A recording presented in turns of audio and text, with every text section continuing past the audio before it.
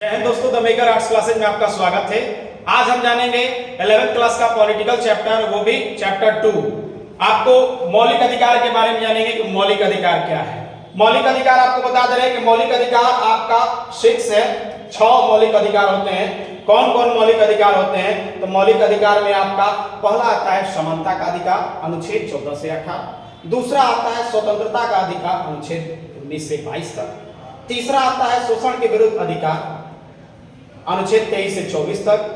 चौथा आता है धार्मिक स्वतंत्रता का अधिकार, अनुच्छेद 25 से 28 तक। पांचवा आता है सांस्कृतिक और शिक्षा संबंधित अधिकार, अनुच्छेद 29 से 30 तक। अब छठा आता है संवैधानिक उपचारों का अधिकार, अनुच्छेद 32 तक। आपको जितने भी मौलिक अधिकार हैं, चाहे आप जो भी आर्ट्स क्लास में हैं, चाहे 11th हो चाहे 12th हो, सभी के हमारे YouTube चैनल पर आएगा।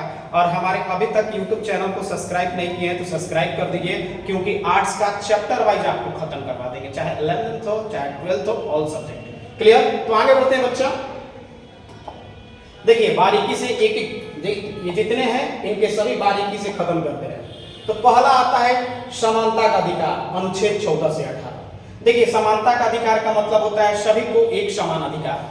देखिए कह रहा है कि कानून के सामने सभी नागरिक एक समान है। क्या है वो? कानून के सामने सभी नागरिक एक समान है। सभी नागरिकों को समाज में समान दर्जा प्राप्त है। जैसे आपका कोई दुकान खोल सकता है, मंदिर, मस्जिद, गुरुद्वारा, होटल में जाने की अनुमति है। तो ये किस अनुच्छेद के तहत? 14 से 18।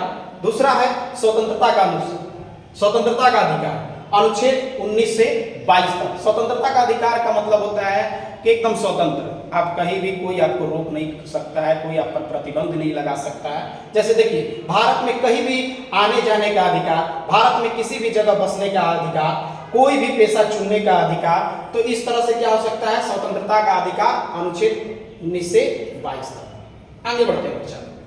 तीसरा है शोषण के विरुद्ध अधिकार। ये आपको बता दे रहे हैं कम वर्ष के बच्चों को, जैसे 14 से 18 वर्ष के कम बच्चे हैं, उन पर जबरदस्ती कल कारखानों में काम नहीं करवाना है।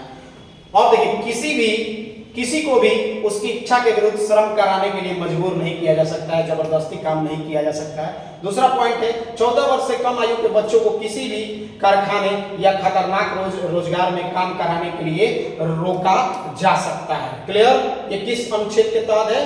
23 से 24, शोषण के विरुद्ध अधिकार। चौथा है धार्मिक स्वतंत्रता का अधिकार। आप किसी भी धर्म का पालन कर सकते हैं जो आपको अच्छा लगे। ठीक है? अब देखिए प्रत्येक व्यक्ति को अपने मनपसंद धर्म चुनने का अधिकार है, उस पर आचरण करने का अधिकार है, उसे प्रचार करने का अधिकार है, सभी धर्मों को मानने का या बदल भी सकते हैं। तो इस तरह से क्या है? देखिए सभी धर्मों के लोग हैं, जैन, बौद्ध, ईसाई, इस्लाम, सनातन, जैन, बौद्ध, ईसाई, इस्लाम जो भी है। तो कहने का मतलब है कि क्या कहलाता है? धार्मिक स्वतंत्रता का अधिकार। क्लियर? आगे बढ़ते हैं बच्चा। पांचवा है सांस्कृतिक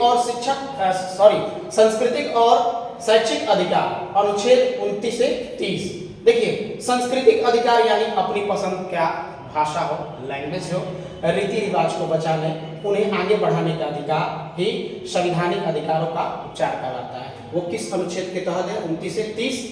यहाँ भी कुछ पॉइंट दिया है, सभी को अपनी भाषा शिक्षा प्राप्त करने का भी अधिकार होता है। आगे बढ़ते हैं बच्चा। 6वां संवैधानिक उपचारों का अधिकार, अनुच्छेद 32। ये हमारे भारतीय इतिहास के पिता कहा जाता है, भारतीय संविधान का पिता भी कहा जाता है डॉक्टर भीमराव अम्बेडकर को।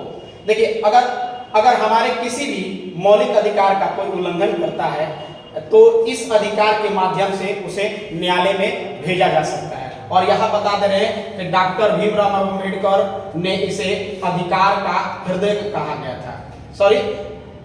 डॉक्टर भीमराव अम्बेडकर ने इस अधिकार को संविधान का हृदय कहा गया था, संवैधानिक उपचारों का अधिकार को। तो इस तरह से हम आपको मौलिक अधिकार समझाए हैं कि मौलिक अधिकार कितने प्रकार के हैं। तो मौलिक अधिकार आपके 6 प्रकार के हैं। कौन कौन है सभी को बारीकी से आपको बता दिए हैं। समानता का अधिकार, दूसरा स्वतंत्रता का अधिकार, तीसरा शोषण के विरुद्ध अधिकार, चौथा धार्मिक स्वतंत्रता का अधिकार, पांचवा सांस्कृतिक और शैक्षिक अधिकार, और छठा संवैधानिक उपचारों का अधिकार। तो इस तरह से हम आपका 11th चाहे 12th का तैयारी करवाएंगे।